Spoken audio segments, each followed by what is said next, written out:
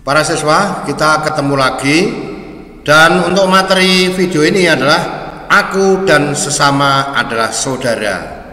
Bahwa kita sudah melihat kita manusia sebagai ciptaan yang tertinggi daripada ciptaan-ciptaan yang lain. Oleh karena itu kita punya pikiran kehendak bebas, maka kita bisa tahu bahwa sesama kita adalah saudara. Nah, saudara ini dalam arti apa? Maka mari kita lihat. Sebelum sampai di sana, para siswa nantinya diharapkan untuk bisa apa? Satu, ya, siswa mampu menjelaskan bahwa dirinya dan sesama semartabat satu saudara, sebapak ibu, tanpa diskriminasi di lingkungannya, baik ras, agama maupun kasta. Berikutnya, supaya nanti siswa itu bisa menyebutkan sebab akibat adanya diskriminasi ras, agama, kasta, dan sebagainya. Bisa mengungkapkan pandangannya tentang kesetaraan manusia. Lalu menjelaskan arti kitab Kejadian bab 1 ayat 26 sampai 27 dalam kaitannya dengan manusia diciptakan sebagai satu saudara yang semartabat. Supaya nanti siswa bisa menjelaskan cara-cara menghilangkan diskriminasi, bersikap akomodatif dan menghargai perbedaan. Lalu para siswa supaya bisa melakukan usaha-usaha untuk menghilangkan diskriminasi di lingkungannya. Ini harapannya siswa seperti itu. Nah, mungkin saya untuk bisa ngecek dulu bisa dengan pertanyaan ini. Nomor satu, apakah yang dimaksud dengan istilah saudara itu? Dipikirkan silahkan. Menurut para siswa itu, saudara itu apa? Dua, bagaimana mendekatkan persaudaraan satu sama lain? Bagaimana? Tiga, mengapa harus saling menghormati orang lain dalam hidup bersama? Nah, dijawab dulu, bentar saja, tidak usah ditulis, tapi itu menjadi refleksi kita. Ya, baik para siswa, pada intinya kita ini satu dengan yang lain adalah saudara. Kata saudara tidak hanya terbatas pada saudara kandung, sehingga yang tidak kandung tidak saudara. Kata saudara mempunyai pengertian setiap orang yang kita jumpai ini adalah saudara kita. Karena saudara, maka mestinya tidak boleh ada permusuhan. Apakah kalau bukan saudara boleh ada permusuhan? Ya tidak. Bukan itu yang dimaksud. Kita semua tidak boleh ada permusuhan saudara atau bukan saudara kandung. Tidak boleh ada permusuhan, tidak boleh menganggap saudara, tidak berarti menghilangkan perbedaan pendapat. Perbedaan itu ada, dan perbedaan itu tetap ada. Yang kelihatan tentu perbedaan warna kulit, asal-usul, daerah, atau agama. Perbedaan tetap ada karena setiap orang mempunyai satu pendapat dalam hal yang sama. Maka ada diskusi dan sebagainya, tidak langsung sependapat. Perbedaan pendapat inilah yang pasti ada dan menimbulkan percekcokan, sebab perbedaan pendapat itu kemudian diselesaikan dengan berpikir bersama untuk mencari pemecahannya bersama. Perbedaan pendapat tetap ada. Sikap diskriminatif dan fanatisme.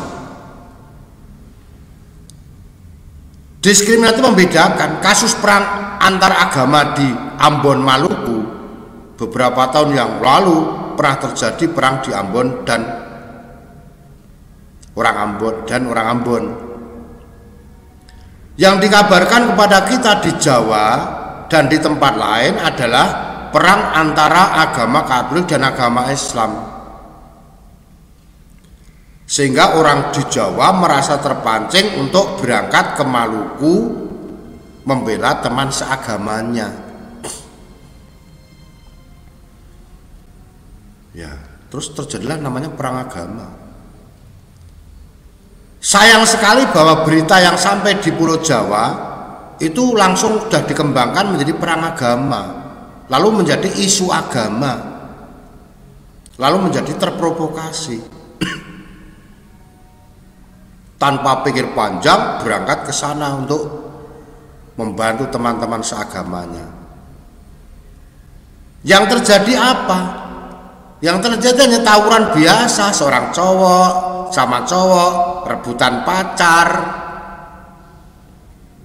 Yang cowok kebetulan agamanya Katolik, yang satu yang agama Islam, berantem kalah, ngajak temannya lagi, keroyok.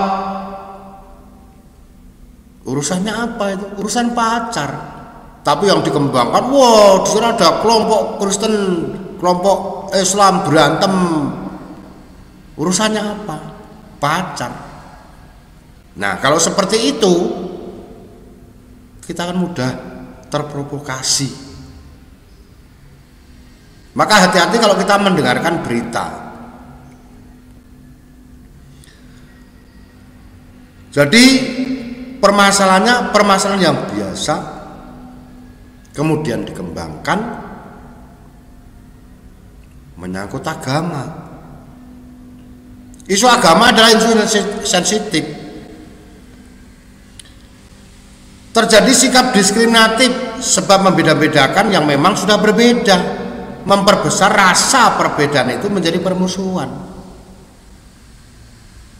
Sikap yang sudah berbeda itu kemudian ditanamkan dengan alasan rasa cinta kepada kelompok kita sendiri. Cinta yang terlalu sampai-sampai menjelekkan pihak sebelah itu dinamakan fanatisme yang berlebihan.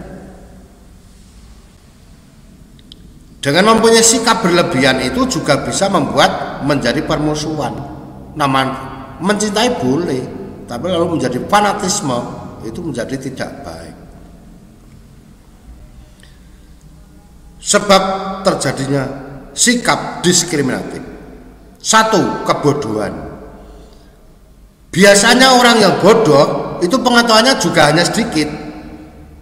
Merasa punya sendiri adalah yang paling baik, punya orang lain pasti jelek.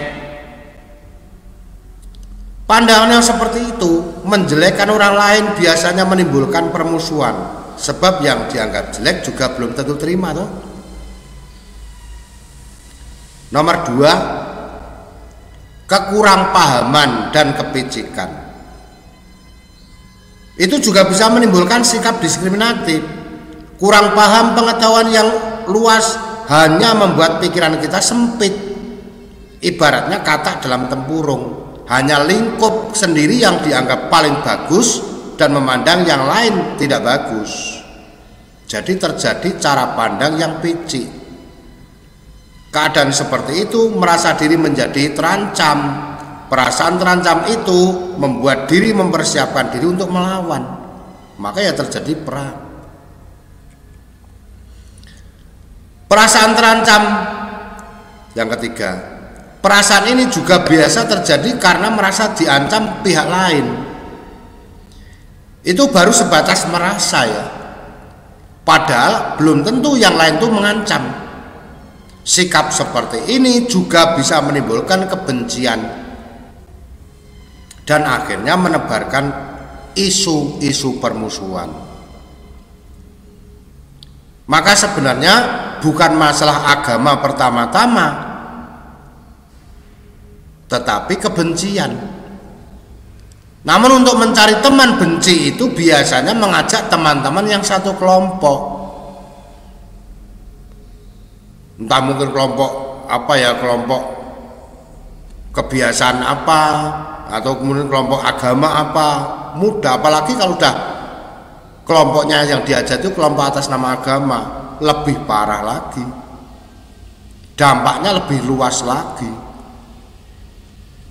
Akhirnya hanya urusan cowok sama cewek bisa meluas menjadi seperti perang agama, dan itu terjadi. Maka kita harus jeli melihat berita-berita, dicerna dulu dan baru memberi reaksi.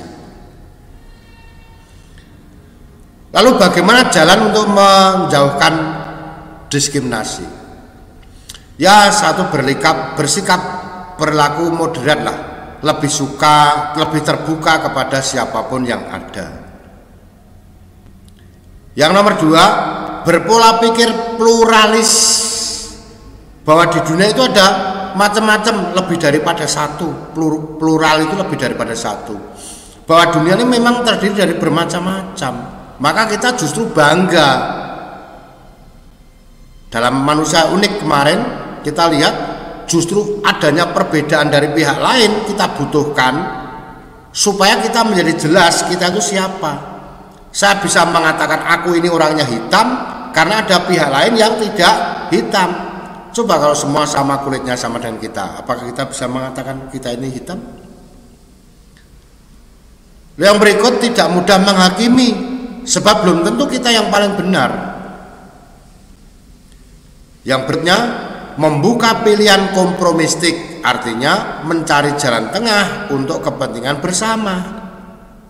Jadi tidak hanya menang-menangan, yang penting punya aku harus diterima, yang lain itu salah. Belum tentu. Kita cari jalan kompromistik. Lalu yang berikut, keteladanan orang tua memang perlu. Jadi jangan sampai justru orang tua memprovokasi, oh balas. Namanya orang tua tidak memberi teladan. Jiwa anak muda terbakar.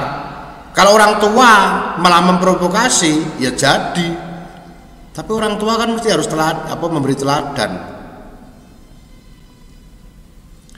Maka marilah kita bersama berusaha supaya konflik-konflik ini berkurang. Konflik karena perbedaan. Karena memang dunia itu berbeda macam-macamnya. Dan itu memang Tuhan memberikan macam-macam itu memang berbeda-beda. Maka kalau kita membuat sesuatu yang sama, ya salah, karena memang dari Tuhan itu dibuat berbeda-beda. Ya, kita sampai pada ya tujuan kita memang supaya dunia itu rukun ya toh? Kenapa? Pertama, kesetaraan martabat, bahwa semua manusia akan sama diciptakan oleh Tuhan. Mungkin di dunia, hidup di dunia dengan suhu geografis, suhu di sana, geografis di sana suhunya sekian, lalu membuat kulitnya warnanya hitam. Di sini geografis ini suhunya segini menjadi kuning. Sama-sama manusia, hanya beda warna kulit saja. Martabatnya sama. Pluralis atau kemajemukan adalah kenyataan, kita tidak bisa menghilangkan sifat itu, karena itu memang diciptakan oleh Tuhan. Lalu yang ketiga, alasan rukun, ya adanya perbedaan justru membuat kita bersatu. Karena apa-apa saja yang perlu diselesaikan bersama. Dan itu menyangkut semua orang dari golongan macam-macam. Maka itu justru kita bisa menjadi semakin kaya. Yang kelompok itu punya pendapat apa, yang kelompok ini punya pendapat apa, yang kelompok ini punya pendapat apa. Nah itu menjadi kaya dan itu bisa memperkuat persatuan. Lalu yang berikut, adanya hukum kasih. Perbedaan selalu ada, maka harus dipikirkan secara jernih. Utamakan rasa cinta, karena cinta tidak memandang perbedaan.